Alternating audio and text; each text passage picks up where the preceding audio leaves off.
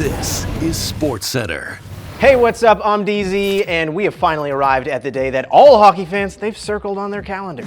Because for the very first time, Mitch Marner, he's going to be playing against the Maple Leafs. With how everything went down this summer, with how Marner, left the Leafs, it feels a bit odd to call him a Leafs legend. But if you look at the numbers, they do not lie. Just look at these numbers. They're pretty good during his time here. So whether or not you kind of emotionally feel that way, you kind of have to lump him alongside the greats. But on both sides of the Marner to Vegas saga, the numbers, they do tell an interesting story. It's that the grass is not always greener on the other side, and they don't even have grass in Vegas. Starting with the Leafs side, it felt like, a very large part of Leafs Nation was calling for him to leave. And just 1 year after making that wish, now they're fighting for a wild card spot instead of fighting for a division title. Yes, sure, granted, they are on top of the Pacific Division, but if you take a look, they're below 500. That is just due to the rest of the division. And Marner himself, if you look at the numbers again, not really probably what Vegas was hoping for, as his scoring pace hasn't been this low since 2018. But what makes this so interesting is that both sides, they're really gonna wanna prove to themselves, no, we made the right choice. Which is why tonight's game is so big. I've checked in with them throughout the year. I mean, I'm still obviously very good buddies with a lot of them. So, checked in with them and just see how they're doing, how their families are doing, talked to them over Christmas and holidays. Just, like I said, got really close with a lot of them there and, like brothers. So, but yeah, it hasn't been too much to talk about hockey, really. Those of you in the Leafs region, you can catch the game on TSN at 9 Eastern. Now to the NFL, where the first coaching domino has fallen, as John Harbaugh, he's expected to be named the next head coach of the New York Giants. It'll be a 5-year deal worth reportedly around $20 million per season, which would make him one of the league's most expensive coaches. He's bringing the gang with him, at least his offensive coordinator, Todd Monken, who will be joining him from Baltimore. Harbaugh spent 18 seasons in Baltimore, winning 1 Super Bowl, while going 180 and 113 in the regular season.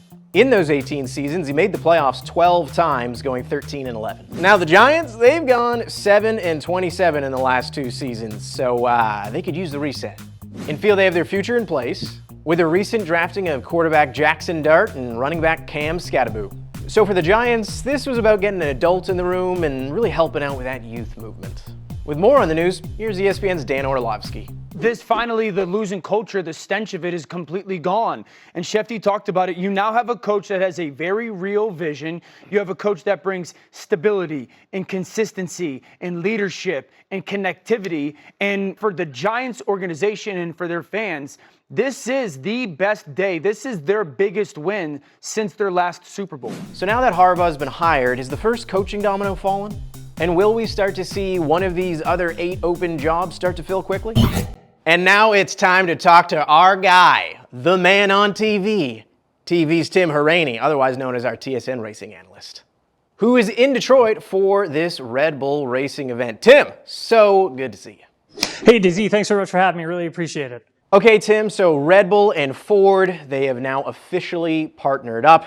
You're at the launch for this. What does this actually mean, though? Yeah, so since with 2026, we're entering a new regulation for Formula One, a new power unit regulation as well. And Ford and Red Bull Racing, well, they've teamed up to make their own power units for this regulation and beyond. This was announced back in February 2023, and it's something they've been working pretty hard on. And so on Thursday night at 10 p.m. Eastern, we will get to see what the liveries of both the Red Bull Racing machine and also the Racing Bulls machine will look like right here in Detroit. Ford's putting this whole thing on as well with combination of Red Bull at the same time. So yeah, really excited to see what this thing looks like for this 2026 season. Last year, the rumors of where Max Verstappen might end up, they were growing real loud. But now with Ford in the fold, does that change anything? What does this mean for Max's future?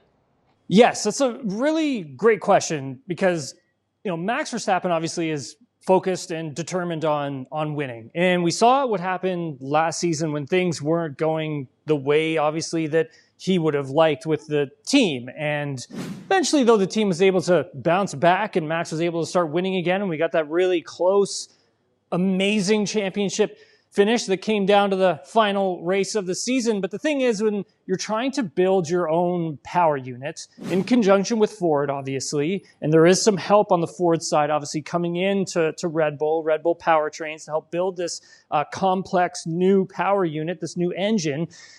The thing is that sometimes it takes a few years for these things to start coming around and allowing you and letting you have performance to go and win races. And I think for Max, if that's not there, then I think it's going to be really difficult for Red Bull Racing to hold on to him. I think at this moment, when we look at the landscape of the drivers for 2026, there's going to be almost half the field that's coming off of contract. And so we're going to get a lot of movement within the driver market, and drivers are going to be competing for those more competitive seats that are going to be at the front end of the field. And so if Max doesn't feel like this operation is going in the right direction, we could potentially see him move on eventually. Tim Rainey, pleasure as always. All right, thanks so much for having me, DZ. Really appreciate it. We're all just trying to keep up with you, buddy.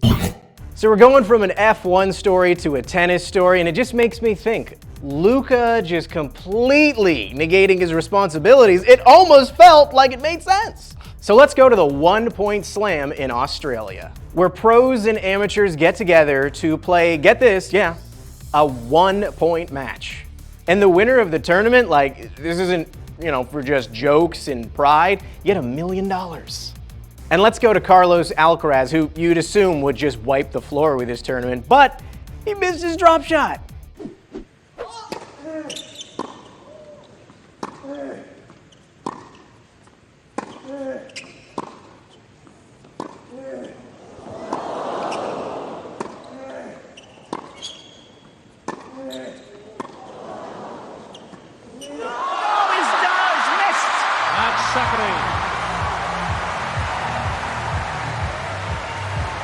And just like that, one of the favorites falls again. Local amateur Jordan Smith found himself up against Jannik Sinner, but this isn't 5 sets, remember, it's 1 point.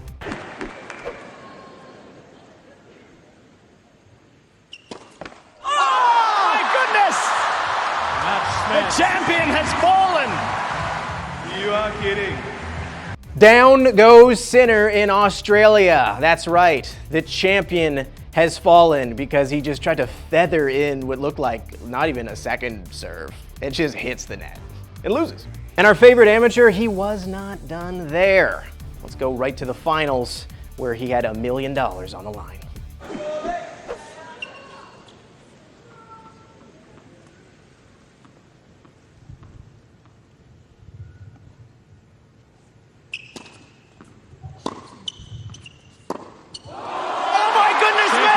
He's won $1 million!